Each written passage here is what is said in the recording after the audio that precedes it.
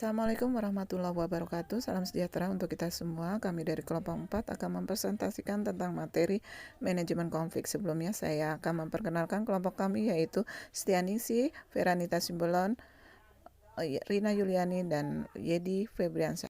Different, berbeda, suku, jenis kelamin, agama, pendidikan, pekerjaan, budaya, dan lainnya. Dalam proses interaksinya dalam organisasi cepat atau lambat, pasti mengalami konflik. Konflik merupakan salah satu indikator kriteria untuk menentukan efektivitas sebuah organisasi. Konflik merupakan bagian dari perilaku organisasi yang normal terjadi. Manajer harus mampu mengelola konflik untuk produktivitas organisasi. Keterampilan manajer. Berdasarkan tingkatan tersebut, keterampilan yang dibutuhkan pada kedudukan itu juga dibedakan. Keterampilan yang bersifat teknis, technical skill, meliputi kemampuan manajer untuk menggunakan pengetahuan, metode, teknik atau peralatan yang diperlukan untuk melaksanakan tugas-tugas organisasi. Meski tidak harus terampil melakukannya, pimpinan perlu memiliki pengetahuan teknis tentang tugas-tugas staf yang dipimpinnya. Keterampilan hubungan antar manusia, human relation skill, meliputi kemampuan bekerja sama dengan orang lain, termasuk memotivasi orang lain dan menerapkan kepemimpinan yang efektif. Pimpinan harus memahami perilaku manusia dan menerapkan prinsip-prinsip pengembangan. Keterampilan yang bersifat konseptual, conceptual skill. Keterampilan ini membutuhkan pengetahuan tentang seluruh aspek organisasi. Kemampuan ini akan menuntun manajer untuk bertindak sesuai dengan visi, misi, tujuan organisasi, bukan hanya kepentingan sesaat atau kepentingan individu, kelompok. Semakin tinggi kedudukan manajerial seseorang, lebih banyak memerlukan keterampilan konseptual. Semakin rendah kedudukan manajerial seseorang, lebih banyak memerlukan keterampilan teknikal. Pola konflik George Terry. 1. Gejala eskalasi ketidaksesuaian. Gejala mulai menarik perhatian manajemen dirasakan perlunya tindakan korektif. 2. Timbul suatu krisis. Tertentu adanya pertentangan paham secara serius dalam organisasi. 3. Konfrontasi menjadi pusat perhatian. Konflik memasuki perbincangan manajer tingkat tinggi, dan biasanya disampaikan janji-janji untuk meneliti keluhan yang ada, dan kemudian orang mulai menyusun rencana untuk tindakan selanjutnya. 4. Krisis selanjutnya dialihkan.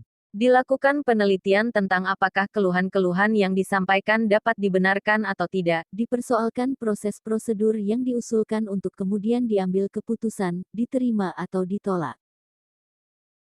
Menghadapi konflik. Anda adalah seorang manajer, dan Anda mengetahui ada konflik dalam organisasi yang Anda pimpin, di mana konflik ini berpotensi untuk mengganggu jalannya organisasi dalam mencapai tujuan.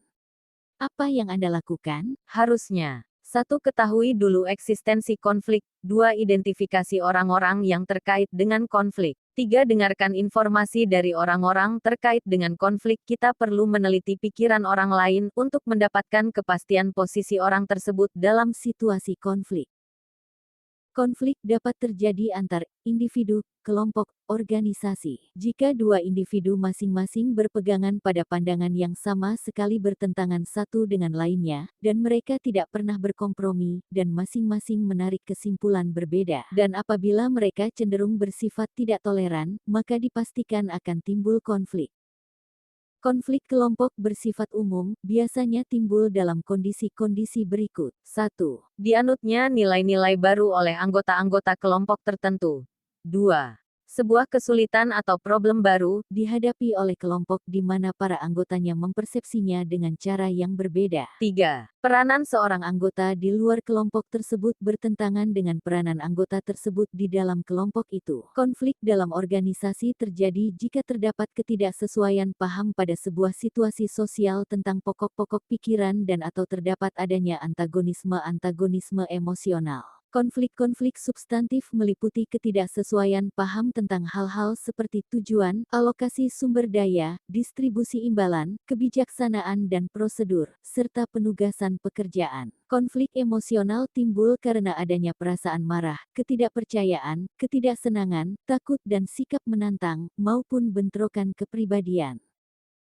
Konflik destruktif Destruktif menimbulkan kerugian bagi individu atau organisasi yang terlibat di dalamnya. Terjadi karena pihak-pihak tidak dapat bekerja sama karena adanya sikap permusuhan, konflik emosional destruktif, atau apabila tidak tercapai kesesuaian paham tentang tujuan-tujuan kelompok, konflik substantif destruktif. Kerugian yang dialami oleh orang-orang yang terlibat di dalamnya. 1. Perasaan cemas, tegang, stres, yang tidak perlu. 2. Komunikasi yang menyusut. 3. Persaingan yang makin hebat. 4.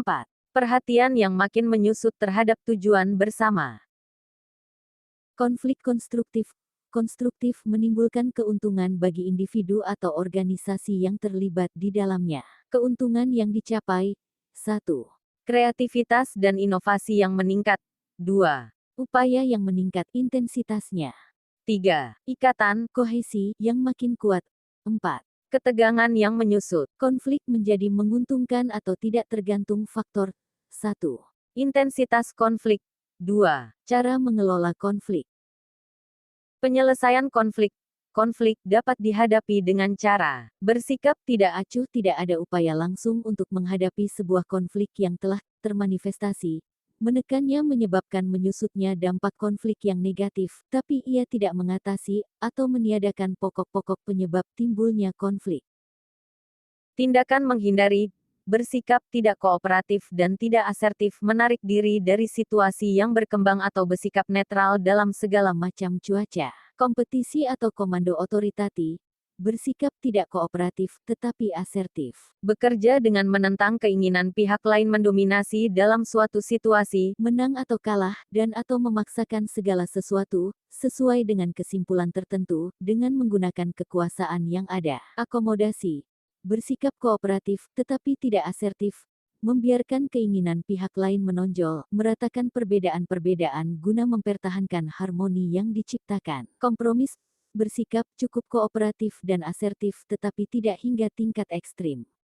Bekerja menuju ke arah pemuasan kepentingan parsial semua pihak yang berkepentingan. Melaksanakan upaya tawar-menawar untuk mencapai pemecahan-pemecahan akseptabel, tetapi bukan pemecahan optimal, hingga tak seorang pun merasa bahwa ia menang atau kalah secara mutlak. Kolaborasi, kerjasama, atau pemecahan masalah. Bersikap kooperatif dan asertif.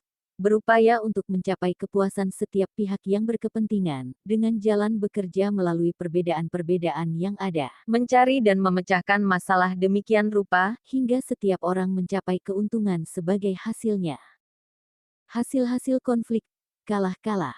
Terjadi apabila yang terlibat konflik tidak mencapai keinginannya, termasuk alasan terjadinya konflik tidak mengalami perubahan, mempunyai tendensi untuk muncul kembali pada masa mendatang. Merupakan hasil gaya menghindari, akomodasi, dan atau kompromal.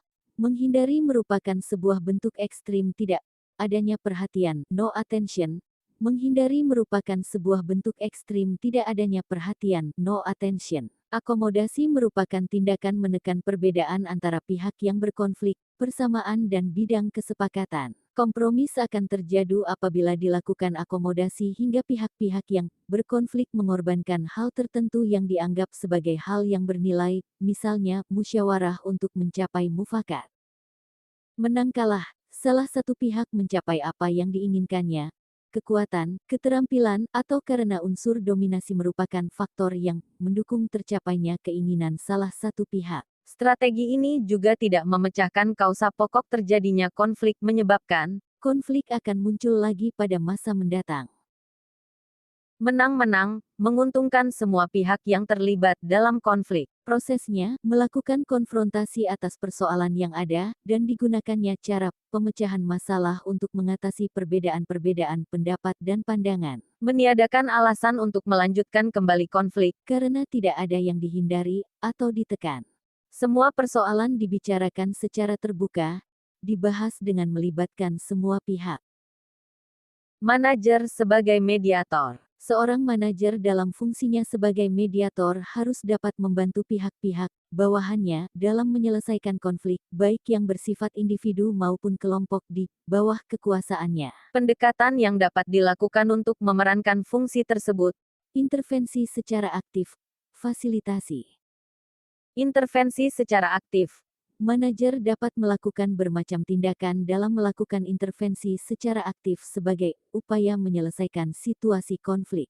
Mengingatkan pihak-pihak yang berkonflik tentang tujuan luhur organisasi mereka.